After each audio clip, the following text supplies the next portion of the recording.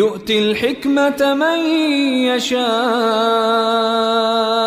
ومن يؤت الحكمة السلام عليكم ورحمة الله وبركاته نحمده ونصلي على رسوله الكريم أما بعد এই দরসে আমরা আলোচনা করব ওয়াহিয়ে গায়রে মাতলুবা হাদিস গ্রহণযোগ্য আমলযোগ্য ও প্রমাণযোগ্য এর যৌক্তিক দলিল সম্পর্কে। হাদিস প্রমাণযোগ্য এর তিনটি যুক্তি উল্লেখ করা হচ্ছে। এক নম্বর যুক্তি বা প্রমাণ হলো কোরআন কারীমের মধ্যে সাধারণত যে বিধানগুলো আল্লাহ তাআলা উল্লেখ করেছেন সেগুলো মৌলিক ধরনের। সেই মৌলিক বিধিবিধানগুলোর বিস্তারিত বিবরণ কোরআন কারীমের মধ্যে উল্লেখ নেই, সেগুলি উল্লেখ রয়েছে হাদিস শরীফের মধ্যে। যেমন কোরআন কারীমের মধ্যে আল্লাহ তাআলা আদেশ করেছেন আকিমুস সালাহ, তোমরা নামাজ কায়েম করো। এখন নামাজ কায়েম করার বা নামাজ পড়ার পদ্ধতি কি, রাকাত সংখ্যা কত হবে, এই বিষয়গুলো কোরআন কারীমের মধ্যে নেই, সেগুলো রয়েছে হাদিস শরীফের মধ্যে। সুতরাং যদি হাদিস গ্রহণযোগ্য ও প্রমাণযোগ্য না হয় তাহলে কোরআনের এই আয়াতের উপর আমল করা কিভাবে সম্ভব হবে? কেউ যদি নিজের ইচ্ছামতো বলে যে সলাহ বা নামাজ, সলাহ এই শব্দটা অভিধান হিসেবে তাহরিকুস সলাওয়াতাইন অর্থে ব্যবহার হয়, অর্থাৎ নিতম্ব নড়াচড়া করা। সুতরাং যদি কেউ ডান্স করে এবং বলে আমি নামাজ আদায় করে ফেলেছি, তাহলে কি তার কথা সঠিক হবে? তো এইভাবে যদি হাদিসকে প্রমাণযোগ্য বিবেচনা না করা হয় তাহলে কোরআন কারীমের অপব্যাখ্যা শুরু হয়ে যাবে। সুতরাং হাদিস প্রমাণযোগ্য। ওয়াহিয়ে গায়রে মাতলুবা হাদিস প্রমাণযোগ্য এর 2 নম্বর আকলি দলিল বা যুক্তি হলো মক্কার মুশরিকরা বারবার এটা কামনা করত যে তাদের নিকটে কোনো রসুল প্রেরণ না করে বা নির্দিষ্ট কোনো একজন মানুষের উপর কোরআন কারীম অবতীর্ণ না করে স্বয়ং তাদের সকলের উপরেই কোরআন কারীম অবতীর্ণ করা হোক।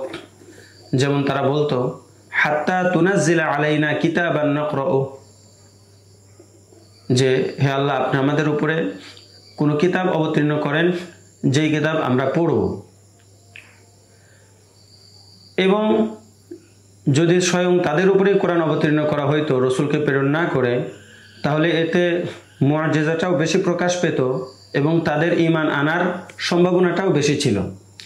তথাপি আল্লাহ তাআলা তাদের সকলের উপর সরাসরি কোরআন কারীম অবতীর্ণ না করে রাসূল করিম সাল্লাল্লাহু আলাইহি ওয়াসাল্লামের উপর কোরআন কেন অবতীর্ণ করলেন, কেন তাকে পাঠালেন?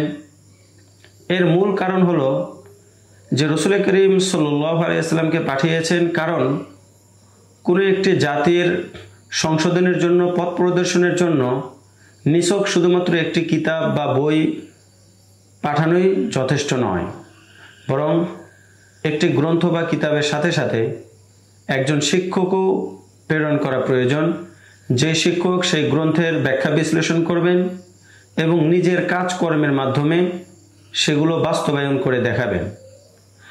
আর রাসূল করিম সাল্লাল্লাহু আলাইহি ওয়াসাল্লামের কথাবার্তা এবং কাজকর্ম যদি প্রমাণযোগ্য না হয় তাহলে তা সম্ভব নয়। সুতরাং বোঝা গেল যে রাসূল করিম সাল্লাল্লাহু আলাইহি ওয়াসাল্লামের হাদিস প্রমাণযোগ্য। ওয়াহিয়ে গায়রে মাতলুবা হাদিস প্রমাণযোগ্য এর 3 নম্বর যুক্তি হলো যে ইসলামের শুরু লগ্ন থেকে সমস্ত উম্মতে মুসলিমা হাদিসকে প্রমাণযোগ্য হিসেবে বিশ্বাস করে এসেছে, আমল করে এসেছে। এখন যদি বলা হয় যে হাদিস প্রমাণযোগ্য নয় এবং ইসলামের শুরু থেকে নিয়ে এ যাবৎ যত মুসলিম মনীষী ব্যক্তিবর্গ এবং যত মানুষ এসেছেন সবাই ইসলামকে ভুলভাবে বুঝেছেন, সঠিকভাবে বুঝেছেন শুধুমাত্র সৈয়দ আহমদ খান, আবদুল্লাহ চক্রালভি, আসলাম জয়রাজপুরি, গোলাম আহমদ পারভেজ, তারা ছাড়া আর কেউ ইসলামকে সঠিকভাবে বোঝেনি। তাহলে প্রশ্ন দাঁড়ায় যে সেই ইসলামটাই কিভাবে গ্রহণযোগ্য হতে পারে যাকে কেউ বোঝে না, দুই একজন ছাড়া।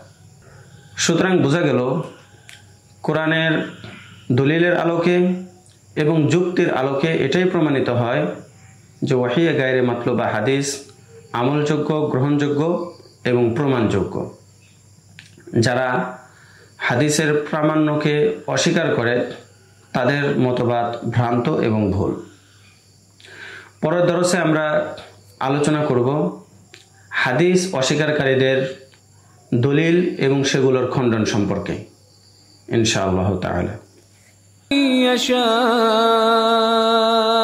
ومن يؤت الحكمة فقد أوتي خيرا كثيرا وما يذكر إلا أولو الألباب